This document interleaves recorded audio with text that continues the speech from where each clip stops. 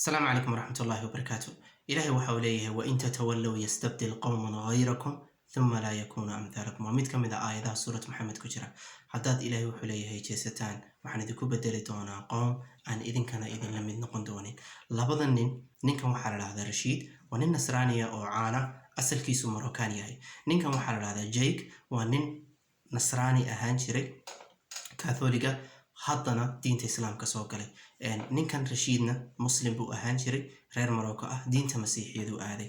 labadan nin mudawii ka hore waxa dhex maray debate iyaga iyo laba kale oo midna muslim yahay midna masiixi yahay afartoodaasi dabcan debate-kaasi waa daawan kartaan oo aad ka heli kartaan internetka iyo YouTube-ka buu ku jira haddaba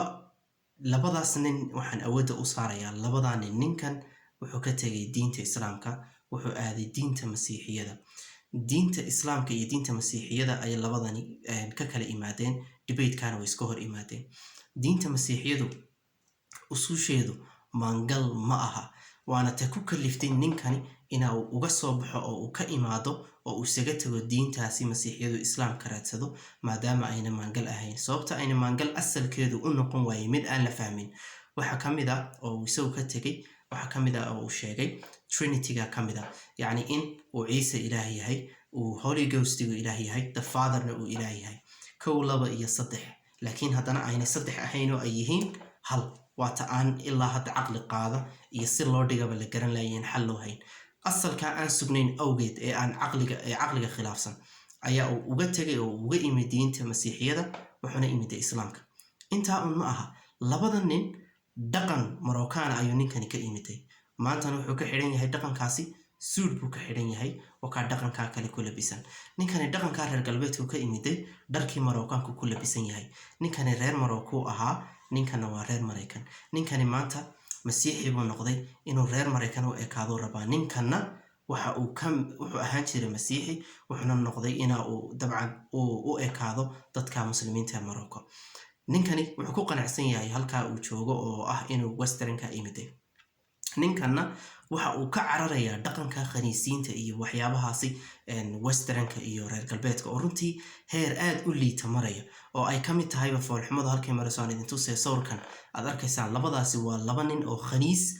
muddo kadibna is ogaaday inay walaal yihiin marka khaniisnimo iyo fidrad qaloocan meeshaasi kama jiro waxaan jey ku kalifay inuu uga soo cararo kaas waxa kaliyo xataa inta dheero jirtay inuu nasab lumay oo aan is abtirsiin iyo is garasho ayna jirino meeshaasi walaalo ayna is aqoonin oo de ummad wada maaragtay xifdu nasab ma jiro oo nasab iyo abtirsiin la ilaaliya ma jirto cidna cid ma taqaan gadaal bal isku ogaada in walaalaha marka wax kasta la laaqdo marka ninkan uu ka cararaya wuxuuna guursaday gabadh Moroccan wuxuuna aadayaa Morocco dharkoogiina waa ku labisan yahay dooda dhexdeeda ninkan waxa uu ku soo hadal qaaday Trinity-ga oo ah asal kamida usuusha ay diinta masiixiyadu ku taagan tahay usuusha diintuna waa waxa diintaasi define gareeya ee iyada ka dhiga ee ka soo cadiimaha kale asalkeedu haduuna sax ahayn diintaasi waxa yani maanta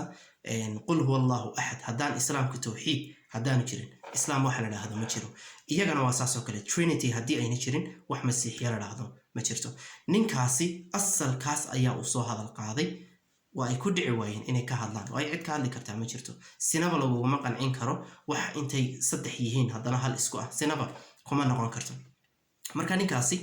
asal iyo baarid uu diintii baariba uu ku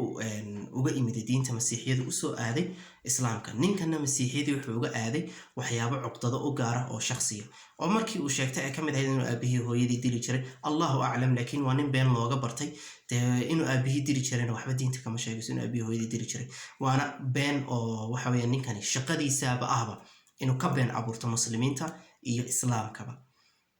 marka labadaas nin waxaad arkaysaa inuu Ilaahay ninka nijaasta ah ee uu Ilaahay Morocco ka kaxeeyay inuu Ilaahay ugu soo bedelay Jake oo reer Morocco ugu soo bedelay wa ni'ma khayrul badil bedel ka fiicana uma maleynay inay heli lahaayeen labada nin maanta isku weydaaray labadii diimood iskuguna imid dood meeshaasi table-ka ah waxa ka dhalatay in ninka muslimka ah ee Jake maanta ay muslimiinta meel kasta joogaan ay ku faanayaan guushii uu doodaasi ka soo hooyay halka kuwii masiixiyiintii ee uu ninkan soo aaday ay caqli darradiisii ka xishoonayaan una diidan yihiin maanta inuu goob fagaaro kale uu diinta masiixiyada ku matalo